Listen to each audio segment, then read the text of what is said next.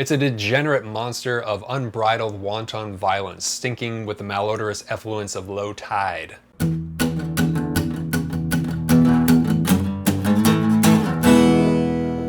than food, man.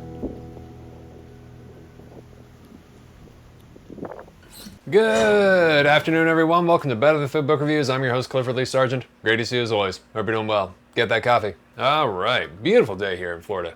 Wow, that's really good. Hope you're doing well. Good to see you. Today is The Cormorant by the British horror author Stephen Gregory, published in 1986. This was a very kind gift from viewer Jamie, who recently read it and wanted my thoughts on it. Really appreciate it. Thank you very much. If you'd like to support the show by purchasing a book and being thanked publicly when I review it, my Amazon wishlist is linked below, and I sincerely appreciate it. Anything you purchase on there will be sent directly to me, and if you'd please leave your name or email or Instagram handle, I'll thank you not only publicly on YouTube, but on Instagram as well. And I'll shoot you an email and give you a heads up when I'm going to review the book. Thank you very much.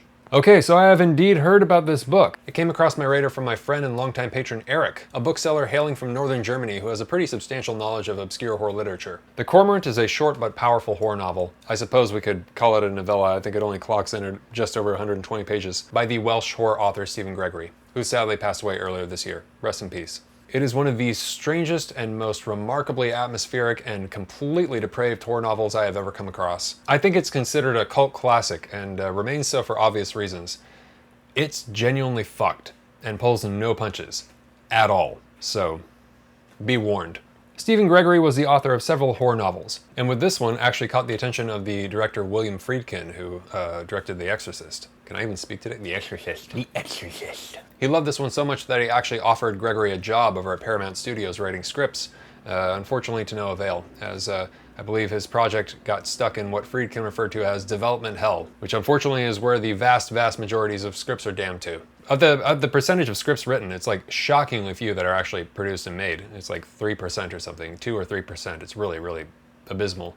The entire book is mostly a Poe-like buildup of tension. Nature writing of landscapes, trees, weather, fish, combined with the progressive possession of the unreliable narrator. With 3 or 4 truly demented punctuations that make it an uncompromising and darkly original piece of horror literature. In a weird blend of Freudian familial breakdown, combined with themes of all-consuming ghostly possession, you can see why Friedkin was immediately attracted to it, and the horrors of nature infiltrating and violating the safety and quietude of bland English suburban normality. It's reminiscent of works like the play Equus and the film The Wicker Man, but with the buildup of dread reminiscent of Poe's The Black Cat, or one of the many tales of H.P. Lovecraft, but even darker. Yes, that's right, darker than Lovecraft and Poe. No, really, and this is coming from a guy who's steeped in Ballard, Bataille, and Sod. Yeah, it's that dark.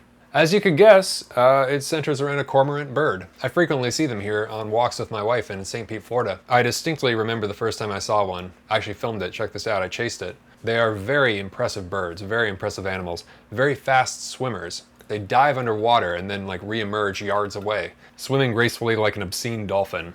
They're very peculiar. And the species around here, if you look quickly and the sun hits its face, you can see the unbelievably colorful emerald eye glowing in the sun. They're totally mesmerizing. A bad photo, as they are very, very difficult to try and capture with your phone. But you get the effect now. You can look on Google for a super high-res image too. There are 12 species, and the one we have here I think is the double-crested cormorant. I'm not sure what species Gregory was writing about, but he never mentions the eye. They are one of the most otherworldly creatures I have ever seen, in an area that is pretty chock full of otherworldly creatures, and I love them all. But this one has an uncanniness to it that is alien, right?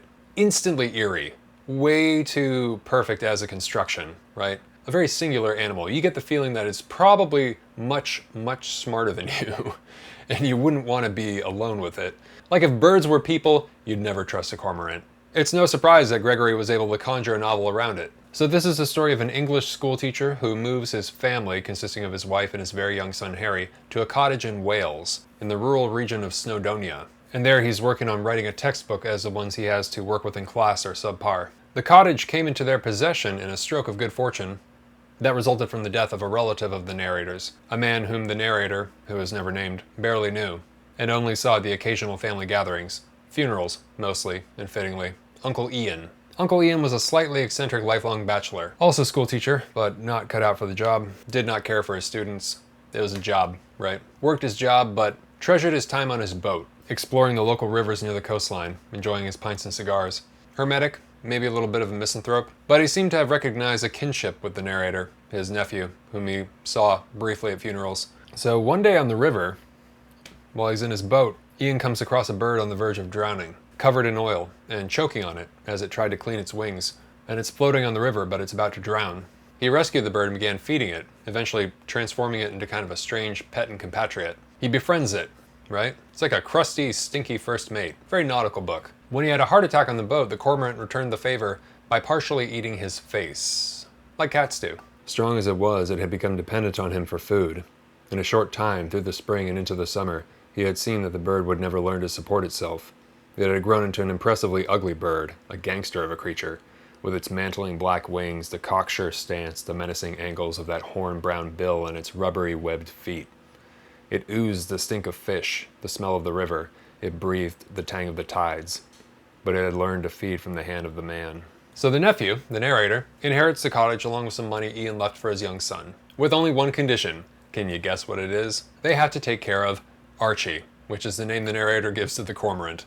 Oh boy. And from the very first scene where it's let out of its cage into the living room, all you can summon for the family is, God help them. This thing, this bird, is a foul, arrogant sea crow, as he puts it. A writhing, shitting, pecking whore on webbed feet, completely operating on its own unholy animal logic. The first thing the book reminded me of was J.A. Baker's The Peregrine, which is about a man observing this peregrine falcon along the English coastlines, who gradually becomes obsessed with the bird. Beautiful book. And there's something about this natural, assertive, aggressive nature that begins to appeal to the observer. This animal that's just built to kill. And this seems to be a kind of archetype within British horror, I'm learning. The desire to break free of stifled, well-to-do normality, right? The kind of pagan urges springing forth from some dark unconscious within. The resuscitation of pagan animality. The resuscitation and the invocation and possession of pagan nature. So, what do you do in this situation? Well, a cage is set up outside for the bird, and the uncanny events begin happening almost immediately. The Cormorant has a dark personality, right? Some kind of intelligence like it understands more than a bird should. Remember I was saying about them? They give off that vibe, right? They give that impression. And they're very, they're smarter than us. At certain things, for sure. Harry, the man's young son, takes an unhealthy interest in the bird almost immediately. Even after the first horrific incident, for which the bird is responsible, the boy is clearly warped. And the narrator recognizes this, and relates it to us, all the while being a classic, unreliable Poe narrator himself. Because he begins to bond with the bird, and he begins to acquiesce, right? He begins to acquiesce to the things the bird is doing. He begins to treat it kind of like a dog. He's enjoying his new life as a rustic caretaker of an untamable animal in the Welsh countryside. Far from the safe and miserably dull British suburbs, right? And he likes the coarse nature of his lifestyle. He likes the, the dirtiness of it. And increasingly of the Cormorant, which has total disregard, if not contempt, for anything in civil polite society. The weeks passed. Autumn in the mountains, with its scent of pine resin and the damp decay of oak leaves, changed to winter. The air clenched its fists. There was a period of dry, crackling cold.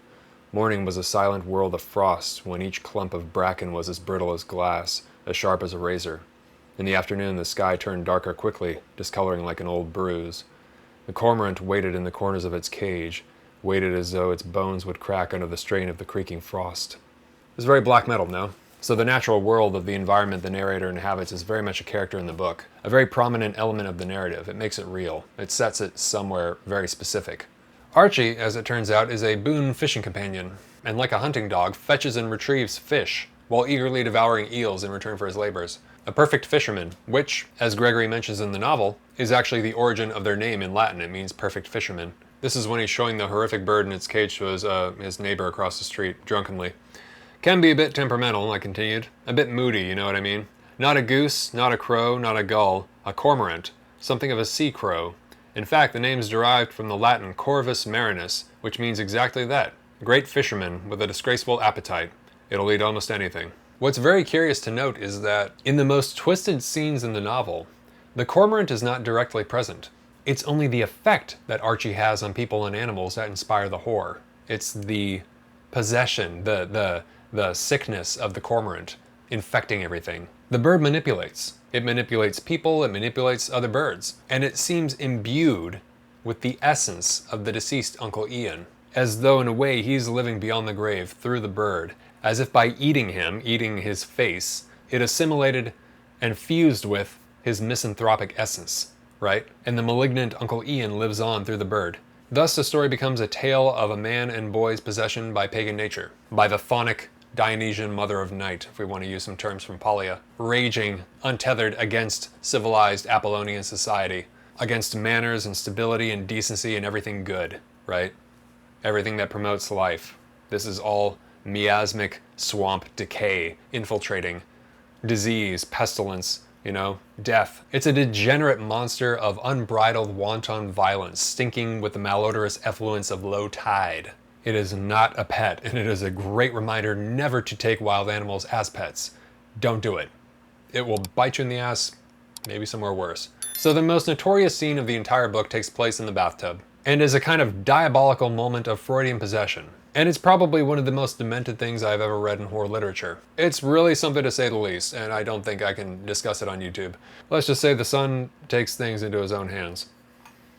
Whoa.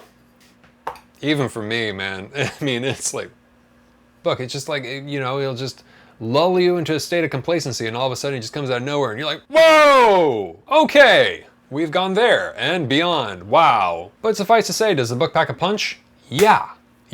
Is it disturbing? Undoubtedly. Is it well written? Most assuredly. Better than food. Check it out. Truly depraved. And it's not better than food because of that, but rather because the writing is so good it lulls you into a state of complacency before mercilessly tearing away the veil and diving, like a cormorant, straight into pure horror.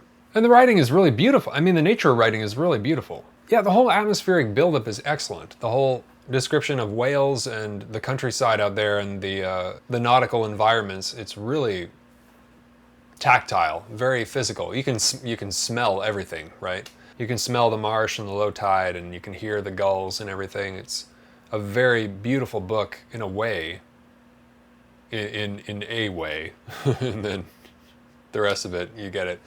But yeah, I've not read anything like it. So you should read it. Well, certainly those who are fans of Poe and H.P. Lovecraft, and I mean, he's compared to Poe right on the front of this book. And also if you enjoyed the bizarre horror of Roland Topper's The Tenant, for sure. I think this will be right up your alley. Yeah, that had a similar atmospheric vibe. Different story, but equally, yeah, kind of, they're in the same world, right? So thank you very much, Jamie. That was fucked up. And that's coming from me. Congrats or something. You freaked me out. But I enjoyed the book as well. It's a good book. So, is it coffee time? Is it coffee time? Da, da, da, da. Coffee time. Coffee time. For those of you who are new, thank you very much for stopping by and watching the show.